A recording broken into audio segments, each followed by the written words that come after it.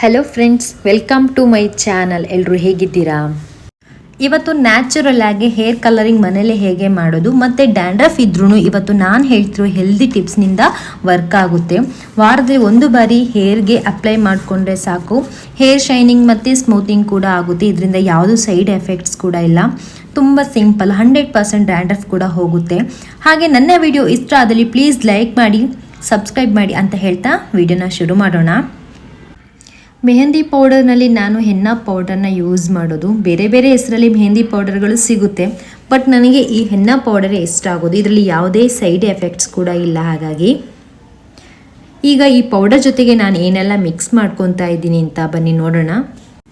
ಮೊದಲಿಗೆ ಚಿಕ್ಕ ಬೌಲ್ನ ತೊಗೊಂಡಿದ್ದೀನಿ. ಅದ್ರ ಜೊತೆಗೆ ಅರ್ಧ ನಿಂಬೆಹಣ್ಣು, ಆಮೇಲೆ ಅರ್ಧ ಬೀಟ್ರೂಟು, ಅರ್ಧ ಕೂಡ ಬೇಡ, ಸ್ವಲ್ಪ ಟೀ ಪೌಡರು ಮತ್ತು ಮೊಸರು, ಇವಿಷ್ಟನ್ನು ಹಾಕ್ಕೊಂಡು ಹೇರ್ ಪ್ಯಾಕ್ ರೆಡಿ ಮಾಡ್ಕೊಳ್ಳೋದು. ಮೊದಲಿಗೆ ಬೀಟ್ರೂಟ್ನ ನಾನಲ್ಲಿ ಸ್ಕ್ರ್ಯಾಪ್ ಮಾಡ್ಕೊತಿದ್ದೀನಿ. ಹಾಗೆ ಸ್ಟವ್ ಮೇಲೆ ಸ್ವಲ್ಪ ನೀರನ್ನು ಕೂಡ ಕುದಲಿಕ್ಕೆ ಇಟ್ಟು ಅದಕ್ಕೆ ಇವಾಗ ತುರಿದಿಟ್ಕೊಂಡ ಬೀಟ್ರೂಟ್ನ ಅದಕ್ಕೆ ಹಾಕ್ಕೊತಾ ಇದ್ದೀನಿ.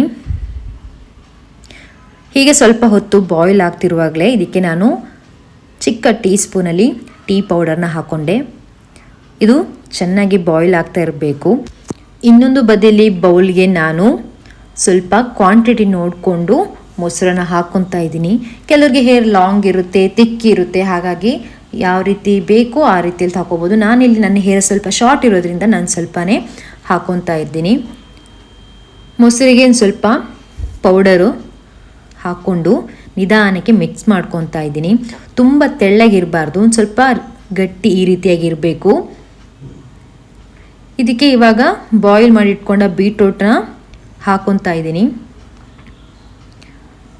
ಇವಾಗ ಅದನ್ನು ಚೆನ್ನಾಗಿ ಮಿಕ್ಸ್ ಮಾಡ್ಕೋಬೇಕು. ಒಂದು ಸ್ವಲ್ಪ ನಿಮಗೆ ಅಲ್ಲಿ ತೆಳ್ಳಗಾಯಿತು ಅಂತಂದರೆ ಮತ್ತೆ ಸ್ವಲ್ಪ ಮೆಹಂದಿ ಪೌಡರ್ನ ಹಾಕೋಬೋದು.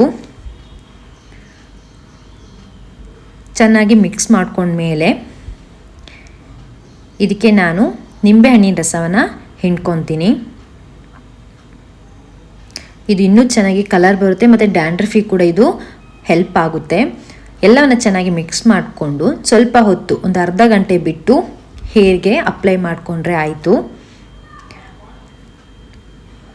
ಗ್ಲೌಸ್ ಹಾಕ್ಕೊಂಡು ಅಪ್ಲೈ ಮಾಡಿದ್ರೂ ಆಗುತ್ತೆ. ನಾನಿಲ್ಲಿ ಬರೀ ಕೈಲಿ ಹಾಕ್ಕೊಂಡೆ.